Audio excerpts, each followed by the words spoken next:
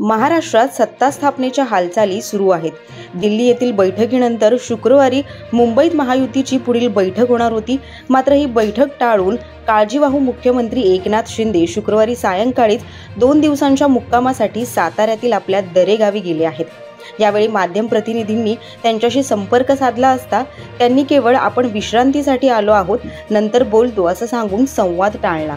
नेहमी गावी आल्यावर पत्रकारांशी मनमोकळा संवाद साधणारे शिंदे काही न बोलल्याने त्याची सर्वत्र आता चर्चा सुरू आहे। मात्र शिवसेना शिंदे गटाचे नेते संजय शिरसाट यांनी केलेल्या वक्तव्यामुळे आता तर्कवितर्कांना सुरुवात झाली आहे। सीएम साहब ऐसी जो भी राजकीय पेच प्रसंग आता है या तो उनको लगता है कि अपने को सोचने के लिए वक्त चाहिए तो वो उनका गांव को प्रायोरिटी देते हैं। दरेगांव जाते हैं, वहां ना उनका मोबाइल लगता है ना कुछ लगता है।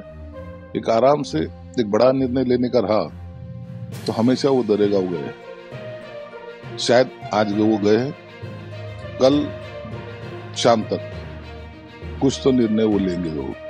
बड़ा निर्णय तो लेंगे जरूर। ये पॉलिटिकल जो हलचल हो रही है, जो उथल पुथल हो रही है, क्या करना चाहिए नहीं करना चाहिए, उसके बारे में वो जरूर निर्णय लेंगे।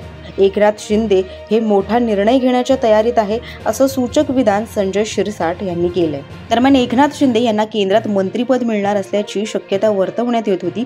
त्यावरही संजय शिरसाट यांनी म्हटलंय की एकनाथ शिंदे यांना दिल्लीत रस नाही, त्यांना महाराष्ट्राच्या राजकारणात फार रस आहे।